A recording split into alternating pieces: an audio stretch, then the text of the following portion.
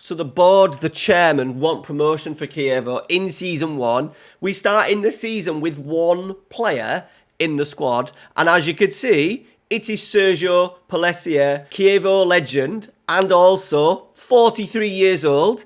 And also, he is the current chairman of the club. So this is the guy that is putting pressure on me this season to get Chievo back up the leagues. We need to get promotion. But first of all, we need to sign some players. Welcome to Chievo, Verona. The Flying Donkeys are back. The Italian club that went extinct in 2021. I put them back into the game for my live Twitch stream series. Check it out. Link down in the description. Go give me a follow. Muchly appreciated. We're trying to stream at least a couple of times a week. We're normally streaming on a Sunday evenings, a Thursday evenings. This week, in particular, there will be the start of Season 2. That will start tomorrow night, Tuesday night. So make sure you've gone across and give me a follow. We stream in between about 9:15 and 9:30 on the nights that we stream. All right, let's get stuck into the story. These are going to work a season at a time. So I've actually completed Season 1. I thought I'd just show you how the team looked at the start and what we've done, how we've done it, the tactics we've used, and then the league table, and show you how Season 1 has gone with the Flying Donkeys. If you remember Chievo, they kind of worked themselves through the league. They played in Serie A for a fair few seasons, dropped into B, then got kicked out of B because of financial irregularities. Sergio Pellissier tried to keep them afloat, tried to get sponsors and businesses to support the club. He couldn't save them. They ended up going extinct. He started then a same club in the same city, a bit of a fan club. We have then brought back Chievo. I've taken their place in the 5th tier of Italian football. And what a division it is. There is, in the 5th tier, there is 20... Is it 20? I think there's 28 divisions, around 26, 28 divisions in the 5th tier. So this is an extended database that I've got there at Chievo. Now, we're going to be big favourites. We're playing in the big stadium. We've got decent facilities. However, I've given us a strong budget, but not the strongest. There is teams that are going to be spending more than us this season. And we haven't got any players. So trying to put them all together in Season 1 is going to be very difficult. And we can only sign Italian players. That is going to stay with us throughout the series. All right, smash a like on today's video. Hope you're going to enjoy these. So every time I complete a season, I will bring one of these videos to the channel. Let's go in. Let's transform. We'll go to the end of the season. I'll show you the players that we've used, players that we've signed, tactics that we've used, and everything. Let's go.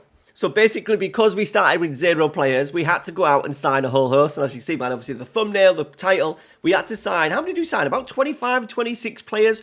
Some on part-time contracts, some for a year, some for 2 years. A lot actually on non-contracts and just paying them per game, which has helped with the finances. The finances are actually looking quite good. Our stadium attendances have been very, very good. We're putting sort of like around 3,000, which for the 5th tier is exceptional. But remember, Chievo were kind of averaging about 10, 15, I think up to 18,000 when they were in Serie A. So that's going to help us financially over these few years. As said, the league is very, very difficult. We have to win it to automatically get out of it. And then if not, there's a very complicated playoffs. If we do get through that, Serie D is even harder. There is 9 divisions in Serie D and you must win the league. I think in the real world, there's a little bit of a playoff system. We don't have that in Serie D. That's going to cause us some problems going forward. But we need to get out of this tier first. And with that, with the squad that we built, we were looking at doing like a 4-4-2 and trying to be a bit basic and target man, advance forward, no, target man and poacher. And then what happened here, we had a dodgy start. As you can see, weren't creating much. And then I made the Luke Williams tactic, the Notts County tactic. And I thought, if I can do it with Notts County, we've got good players here at the football club. We've got a really good poacher in Ruzitu. We can go ahead and plug it in. And we plugged it in for what? 1, 2, 3, 4, 5, 6, 7, 8, 9 games. And then with that, we just, once again, thought we were struggling to create. And then we changed it completely and we went to a 4-3-3, a tactic that I did last year. And I will do a revamped version of it as a tactics video out next week. Zedak Ziman, the character that I've created, not the character that I've created, but the character of the name of the manager in my game. Obviously former Roma, Lazio, now it's Pescara, Foggio, famous for his full throttle, all-out attack, preferred to draw games 5-5 rather than lose 0-0, so rather than lose 1-0. Very attacking philosophy, and it has worked pretty well. Now, as you can see, there's a familiar name in there, Antonio Baggio. No relation, I don't think, to Roberto, but for game's sake, we are pretending that we have signed Roberto Baggio's son. And as you can see, he was brought in to kind of play that attacking midfield role when we were playing with 2 10s in that Luke Williams Notts County tactic. But the change in tactic, I thought we have to play him because it's Baggio. So we've played him out on the left-hand side. He scored 27 goals for the season. Absolute tremendous effort from him. Quite a decent all-rounder. He was on a non-contract. He's 29, but I've signed him to a 2-year deal. So he's going to be with us for 3 seasons. The idea is that we keep him for as long as possible until he basically hangs up his boots. Antonio Baggio will be with us. He has scored a number from I think he scored 9 from the penalty spot. 10 out of 12 penalties. Still has missed 2. Good from free kicks as well. Really nice and really good for the save to have a legend son in Antonio Baggio. Now, he was 27 goals, but he in fact wasn't the leading goal scorer. That went to Danilo Ruzitu, who has signed a longer deal, 26 years old, pace 11, finishing 10. He is playing as the poacher in the front 3. I'll just show you the actual current tactic. That is the tactic we're going with. So attacking, slightly more direct, passing to space, hit crosses early, Anchorman, 3 aggressive midfielders in terms of physicality. They will get better as we strengthen, but basically that is the tactic going forward. And there is Ruzitu, who has done tremendously well. 44 goals in 41 games. I think he finished in great form. Yeah, wow. Look at that. 3, 4, 5, 9, 12, 15, 17, 19, 21. 1, 2, 3, 4, 5, 6, 7, 8. 21 goals in his last 9 games. A tremendous achievement from him. And he is signed to a longer deal, which is good. Now, because what we've got is the squad. Now, because of the squad and the contracts, we have obviously got a few players who will be no doubt leaving anyway. I don't think there's many of them that we'll probably keep. There is also a couple leaving, but we have tied a few to longer deals. We will transfer list some of these anyway. There's a couple of wingers in there that we've not used because we're not playing with wingers anymore, so there'll be a little bit of work to do. One player who did come in late when we changed the tactic was Alex Brigliadori, who had been at Bologna and Cesena and then was released by them. We picked him up halfway through the season and he ended up scoring, what was it in the end? 18 assists. So he's playing on that right-hand side and has managed to contribute 18 assists. So obviously teeing up for Ruzitu to do the business in front of goal. Hannah's worked really, really well. Now, the fixtures themselves, as the season... We did actually win a cup, by the way. The Donati. We won... It was like the League Cup, so it was just our division and the B division, which is the runs side by side.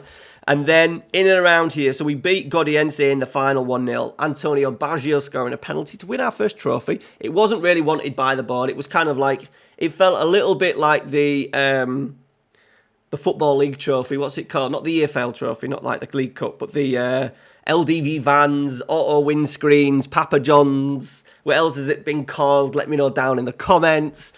It was kind of that feel to it. So then we had to then go and play 2 further games. We played at home in front of 95 people, a record low for us, unfortunately. So that just shows, I think, how much people were actually bothered about that cup. We drew the first game, and then we went away from home, complete rotation of squad, and Pelessier played, who's our 44-year-old player chairman. He's got 2 years left on his deal. He will be leaving at the end of that, so we might be able to keep him for another couple of years. He played in that. We had 40 people turn up, and we lost 7-2. I was a bit worried that was then going to have a knock-on effect with our league, but boy, it didn't matter a single bit. So there you go, with 4-4-2s, 5-2-3-1, and here's the 4-3-3. Are we actually undefeated with 4-3-3? We are. We went undefeated using this 4-3-3 tactic. We started there, look, there's what? 3 draws? How many games? 1, 2, 3, 4, 5, 6, 7, 8, 9, 10, 11, 12, 21 games, 18 wins. There's 5-3s, 4-2s, 3-2s, 5-2s. We were a little bit better defensively early on, so not as strong. So signing players in the summer is going to be absolutely key because, as you would expect, we won the league. We were champions, so we will be playing in Serie D next season. Big step up for us because, as I said, only one team. There's 9 divisions. If I quickly just show you a league, all the groups, there is 9 divisions. There is a really tricky play-out, relegation and play-out. But in terms of going up, you've got to win it. Now, we will have a good budget. Our budget has been strengthened again. We've been spending, how much have we been spending this year? We're currently spending 5,000, and next year it's going up to 15,000. So we've got a lot of money. I'm really hopeful as well, like all these players that get released. We're trying to sign Palaiuca's son from Bologna. He's coming to the end of his contract. So signing a lot of these players that are in Serie A, around 20 years old. Remember, only Italians as well, to really strengthen our squad because we're going to have to go again. The board actually is saying that they want us to get promoted again, which is a tough ask, I think. So recruitment this year is going to have to be absolutely bang on. And as I said, a lot of players are leaving. There's some players in here that we'll just try and get rid of and sell. You know, if we just go on expires. So all them are leaving. These are leaving. Pacaro Lena's really good. He's had a really good season for us. 6.69, he's maybe not. But I liked him in the match engine, but he's 39, so he will go. I don't think I'm offering anyone who's on a 1-year deal a new deal. No, so all them. There's Michel Vallanti, quite good as a midfielder. We might keep him, just for argument's sake, just for another season, 7.06.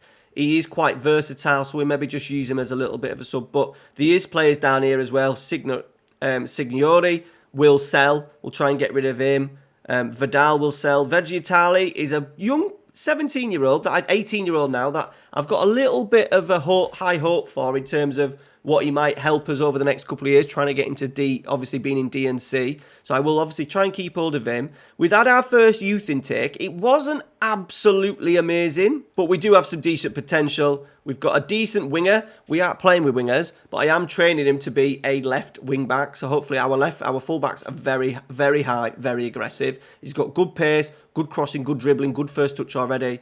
Tackling, hopefully, if we get that up to 10 over the next 5 years, he might turn into a decent sort of like B player. Remember as well, we're going to kind of outgrow our youth a little bit because we're going to be trying to get into back-to-back kind of promotions, and hopefully within maybe 5 or 6 years being in Serie A, by the time these boys are ready, they're probably not going to be Serie A quality, but maybe they can just squad fill along the way over the next couple of years. They'll have a season kind of developing.